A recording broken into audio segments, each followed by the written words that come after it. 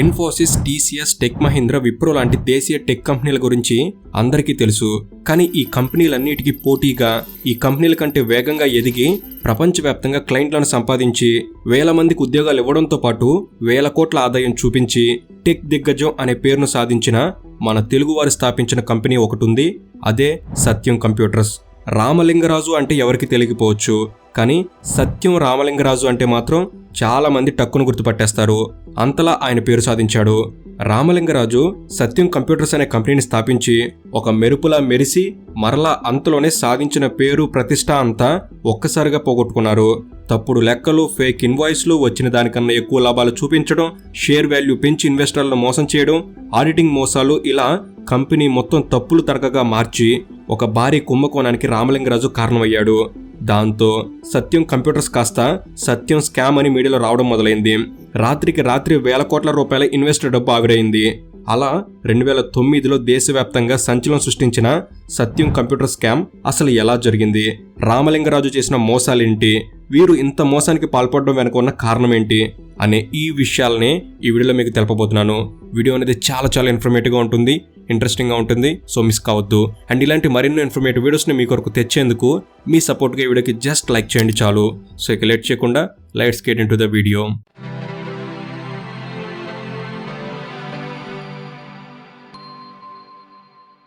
బైర్రాజు రామలింగరాజు మరియు అతని అన్నయ్య రామరాజు కలిసి 1987 జూన్ 24న సత్యం కంప్యూటర్స్ అనే సంస్థను స్థాపించారు. ప్రారంభించినప్పుడు కేవలం 20 మంది ఉద్యోగులతో ఈ కంపెనీ ప్రారంభమైంది. రామలింగరాజు అన్నయ్య రామరాజు ఈ కంపెనీకి డైరెక్టర్గా ఉండేవారు. వేరే కంపెనీలకు సాఫ్ట్వేర్ సర్వీస్ను ప్రొవైడ్ చేయడం వీరి పని. ఇక సత్యం కంప్యూటర్స్ ప్రారంభించిన 5 సంవత్సరాల్లోనే, అంటే 1992లో ఈ సంస్థ బాంబే స్టాక్ ఎక్స్చేంజ్లో లిస్ట్ అయింది. సత్యం కంప్యూటర్స్ బీఎస్సీలో లిస్ట్ అయ్యే నాటికి ఇన్ఫోసిస్ కూడా బీఎస్సీలో లిస్ట్ కాలేదు. ఇక బీఎస్సీలో లిస్ట్ అయిన 2 సంవత్సరాల్లోనే న్యూయార్క్ స్టాక్ ఎక్స్చేంజ్లో కూడా లిస్ట్ అయింది.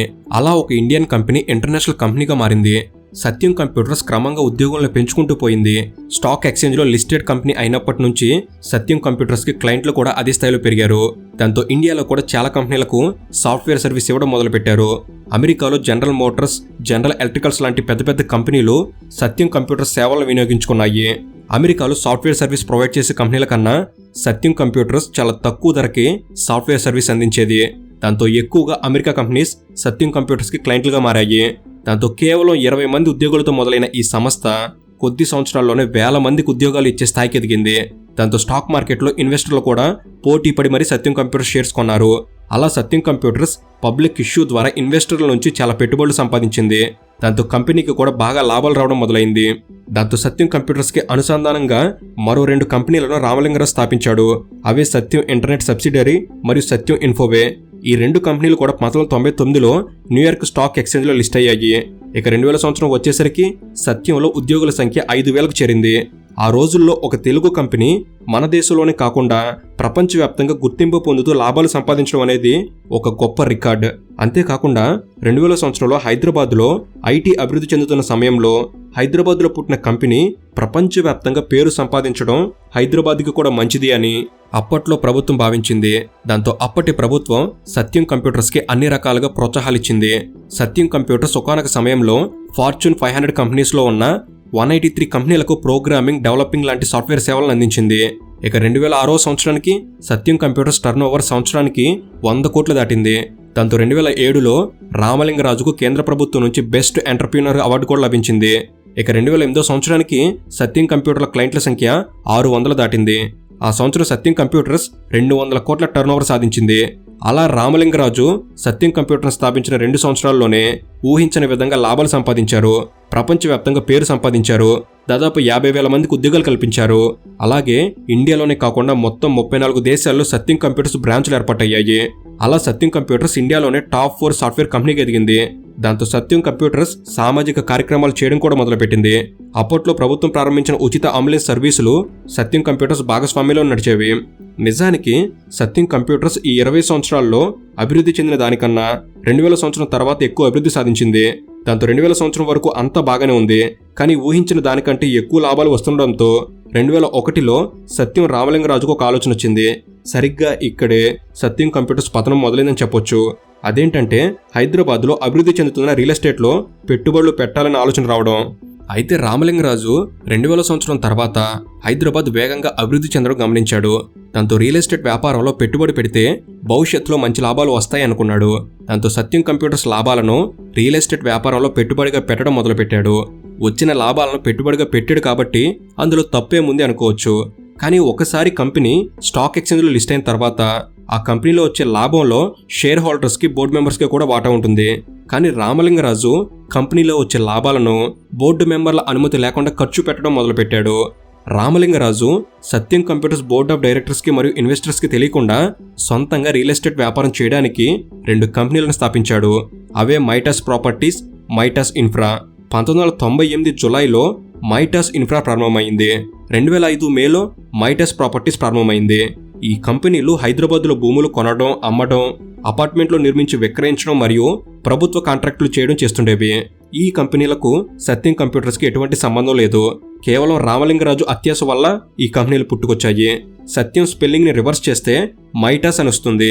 అయితే సత్యం కంప్యూటర్స్లో మేజర్ షేర్ హోల్డర్స్ రామలింగరాజే అయినప్పటికీ ఆయనకు కేవలం 23% మాత్రమే వాటా ఉండేది. మిగతా 77% వాటా షేర్ హోల్డర్లో, బోర్డు మెంబర్లు, ఇన్వెస్టర్ల దగ్గర ఉండేది. అయితే రామలింగరాజు తన సొంత సంస్థ అయిన మైటాస్లో ఆస్తులు కొనడానికి లాభాలను దారి మళ్లించినా సరిపోలేదు.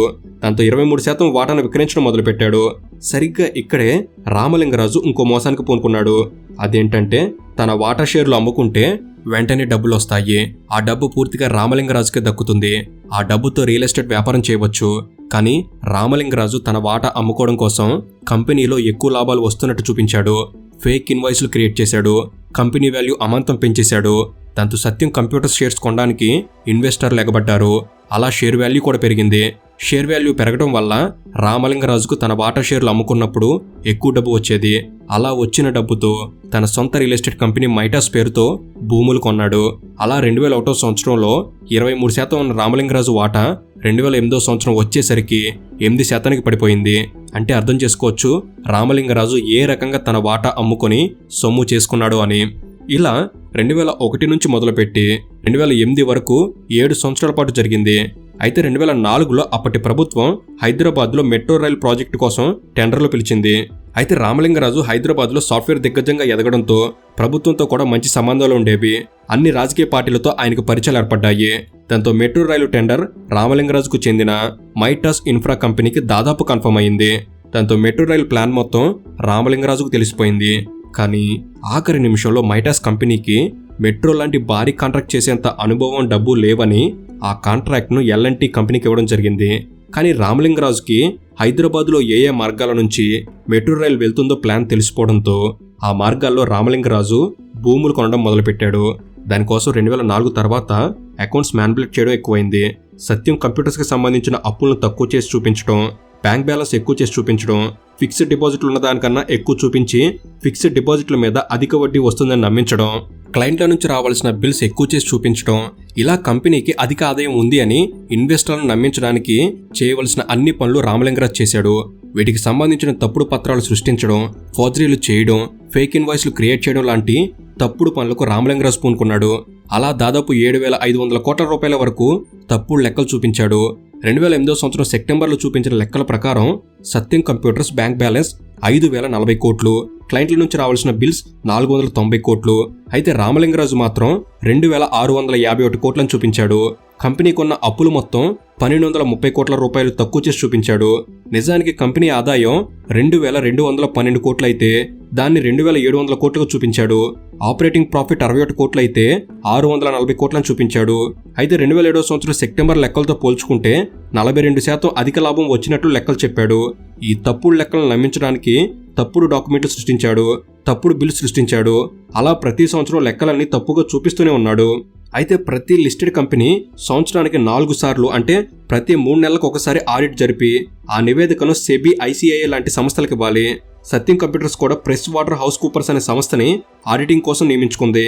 ఈ ప్రెస్ వాటర్ హౌస్ కూపర్స్ అనే సంస్థ ప్రపంచవ్యాప్తంగా పేరు పొందిన సంస్థ. కానీ ఈ సంస్థలో కూడా కొంతమంది రామలింగరాజుకు సహకరించి తప్పుగా ఆడిట్లు చేసి కంపెనీ విలువను పెంచారు. పులవర్తి శివప్రసాద్, చింతబట్ల రవీంద్రనాథ్ అనే ఇద్దరు ఆడిటర్లు రామలింగరాజుకు సహకరించారు. వీరితో పాటు సత్యం కంప్యూటర్స్ లో అకౌంట్స్ డిపార్ట్మెంట్ లో పనిచేసే సుబ్రమణి గోపాలకృష్ణన్, తాళ్ళూరి శ్రీనివాస్, ఆడిటింగ్ చీఫ్ ప్రభాకర్ గుప్తా మరియు సత్యం కంప్యూటర్స్ CFO వడ్లమాని శ్రీనివాస్ వీరందరూ రామలింగరాజుకు ఈ స్కామ్ లో సహకరించారు. అయితే నిజానికి రామలింగరాజు ఎవరిని మోసం చేద్దామని చూడలేదు, కేవలం అత్యాశకు పోయి ఇలా చేశాడు. రామలింగరాజు సొంతంగా పెట్టుకున్న మైటాస్ కంపెనీలో రియల్ ఎస్టేట్ వ్యాపారం చేసి అక్కడ వచ్చిన లాభాలను తిరిగి సత్యం కంప్యూటర్స్ లో లాభం వచ్చినట్టుగా చూపించాలి అనుకున్నాడు. కానీ రామలింగరాజు అనుకున్నట్టుగా జరగలేదు. ఆ సమయంలో హైదరాబాద్లో రియల్ ఎస్టేట్ ఒక్కసారిగా కుప్పకూలింది. నిజానికి దానికి కారణం మెట్రో రైలే. ప్రభుత్వం మెట్రో రైలు ప్రాజెక్ట్ ప్రకటించిన వెంటనే హైదరాబాద్లో చాలా మంది భూములు కొనడం ఆపేశారు. ఎందుకంటే మెట్రో రైలు ఎవరి భూమి నుంచి వెళ్తుందో, ఎవరు ఎంత భూమిని కోల్పోల్సి వస్తుందో అని చాలా మంది భయపడి హైదరాబాద్లో భూములు కొనడం రిస్క్ అని భావించి రియల్ ఎస్టేట్లో పెట్టుబడి పెట్టడానికి ఎవరూ ముందుకు రాలేదు. దాంతో హైదరాబాద్లో 2004 తర్వాత 2 సంవత్సరాల పాటు రియల్ ఎస్టేట్ ఒక్కసారిగా కుప్పకూలిపోయింది. కానీ అప్పటికే రామలింగరాజు వేల కోట్ల రూపాయలని హైదరాబాద్లో భూముల మీద పెట్టి ఉన్నాడు.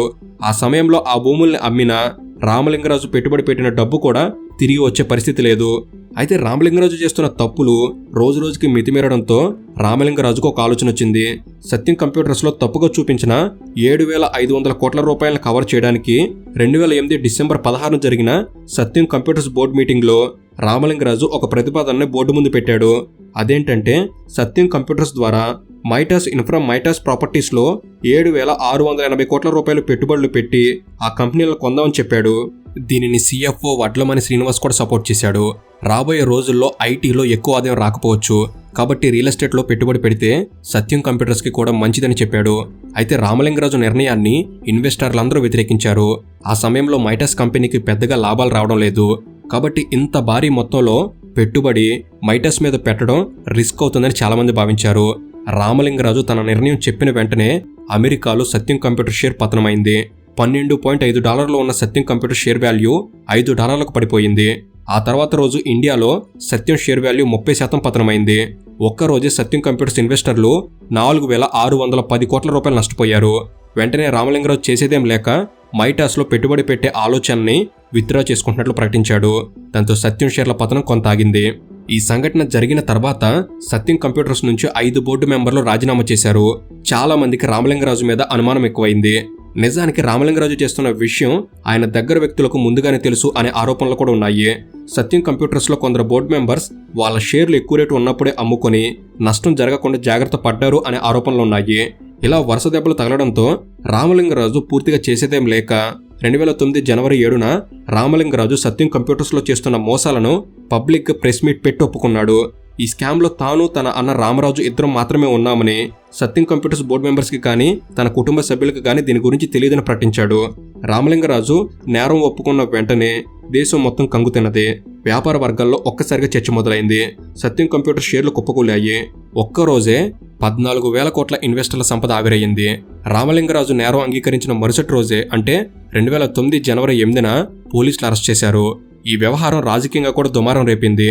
అప్పట్లో కేంద్రంలో మరియు రాష్ట్రంలో కాంగ్రెస్ పార్టీని అధికారంలో ఉంది. ఇన్వెస్టర్లు కోల్పోయిన 14,000 కోట్ల రూపాయలకు ప్రభుత్వమే బాధ్యత వహించాలి అని ప్రతిపక్షాలు పార్లమెంట్లో మరియు అసెంబ్లీలో చర్చకు పట్టుబట్టాయి. ప్రభుత్వం ఈ వ్యవహారం మీద ఎంక్వైరీ జరపాలని CID నియమించింది. సత్యం కంప్యూటర్స్కి కొత్త బోర్డ్ ఆఫ్ డైరెక్టర్స్ నియమించి సత్యం కంప్యూటర్స్లో 51% వాటా టెక్ మహీంద్ర కంపెనీకి అమ్మేసింది. కొన్ని రోజులు మహీంద్ర సత్యం అనే కంపెనీ నడిపి 2013 జూన్లో పూర్తిగా ఈ కంపెనీని టెక్ మహీంద్రలో కలిపేశారు. అప్పట్లో APCID చేసిన విచారణలో చాలా నిజాలు బయటకొచ్చాయి. రామలింగరాజు మొత్తం 325 షెల్ కంపెనీలు స్థాపించాడు. ఈ 325 షెల్ కంపెనీల ద్వారా వివిధ మార్గాల్లో డబ్బును పెట్టుబడులుగా పెట్టి సొంత ఆస్తులు సంపాదించుకున్నాడు. వీటితో పాటు రామలింగరాజు బ్లాక్ మనీని యూరోపియన్ కంట్రీస్కి పంపించి అక్కడి నుంచి ఇండియాలో పెట్టుబడులు పెట్టి మనీ లాండరింగ్కి పాల్పడినట్టు గుర్తించారు. దీనిపైన ఎన్ఫోర్స్మెంట్ డైరెక్టర్ కేసును కూడా నమోదు చేసింది. ఈడీ చేసిన విచారణలో రామలింగరాజుకు మొత్తం 34 దేశాల్లో ఆస్తులు ఉన్నట్లు నిర్ధారణ అయింది. అంతేకాకుండా ఆంధ్రప్రదేశ్, తమిళనాడు, కర్ణాటక 3 రాష్ట్రాల్లో మొత్తం 12,000 ఎకరాల భూములు ఉన్నట్లు ఈడీ గుర్తించింది. వీటితో పాటు సత్యం కంప్యూటర్స్ లో షేర్ వాల్యూ పెరిగేలా మ్యానిపులేట్ చేసినందుకు ఇన్సైడర్ ట్రేడింగ్ జరిగినట్లు సెబీ కేసు నమోదు చేసింది. దేశవ్యాప్తంగా సంచలనం సృష్టించిన ఈ కేసును CIDకి ఇవ్వడంతో ప్రభుత్వం మీద విమర్శలు వచ్చాయి. దాంతో ఈ కేసును CID నుంచి CBIకి అప్పగించారు. 2010 ఏప్రిల్ 10న CBI కోర్టు రామలింగరాజుకి అతని అన్న రామరాజుకి, సిఎఫ్ఓ వడ్లమాని శ్రీనివాస్కి, తప్పుడు ఆడిట్ చేసిన ఇద్దరు ఆడిటర్లు పులవర్తి శివప్రసాద్, చింతబట్ల రవీంద్రనాథ్ ఈ ఇద్దరికి మరియు 5 సత్యం బోర్డు డైరెక్టర్లకు 7 సంవత్సరాల జైలు శిక్ష విధించింది. దాంతోపాటు రామలింగరాజుకి 5.5 కోట్ల ఫైన్ వేసింది. ఆడిటర్లకు జీవితకాలం ఆడిటింగ్ లైసెన్స్ రద్దు చేసింది. ఈ ఘటన అమెరికాలో కూడా సంచలనం అయింది. మొత్తం ప్రపంచమే ఇండియన్ కంపెనీలను అనుమానించే పరిస్థితి తలెత్తింది. అప్పటి వరకు ఇండియాలో 4th లార్జెస్ట్ ఐటీ కంపెనీగా ఉన్న సత్యం కంప్యూటర్స్ పతనం అయిపోయింది. అలా దేశంలోనే అతిపెద్ద ఐటీ కుంభకోణం జరిగింది. ఆ రోజుల్లో రామలింగరాజు అత్యాశకు పోకుండా పూర్తిగా కంపెనీని అభివృద్ధి చేయడం మీద శ్రద్ధ పెట్టి ఉంటే ఈరోజు సత్యం కంప్యూటర్స్ ప్రపంచంలోనే గొప్ప ఐటీ కంపెనీల్లో ఒకటిగా ఉండేది. కానీ సత్యం పేరుతో పూర్తిగా అసత్యాలు ప్రచారం చేసి 7,500 కోట్ల భారీ స్కామ్ జరిగి ఆఖరికి కంపెనీనే లేకుండా పోయింది. సో ఇది ఫ్రెండ్స్ సత్యం కంప్యూటర్స్ వెనక జరిగిన స్కామ్. ఈ వీడియో అనేది మీరు కొత్త విషయాలు తెలుసుకోవడంలో ఎంతో కొంత ఉపయోగపడిందని భావిస్తున్నాను. ఈ వీడియో కనుక మీకు నచ్చినట్లయితే జస్ట్ లైక్ చేయండి చాలు. ఇలాంటి మరిన్ని ఇన్ఫర్మేటివ్ వీడియోస్ని మీరు కూడా పొందేందుకు తప్పకుండా మన తెలుగు నాలెడ్జ్ సబ్స్క్రైబ్ చేసుకుని బెల్ని ఆల్లో పెట్టుకోగలరని మనవి. Thank you for watching. Have a good day.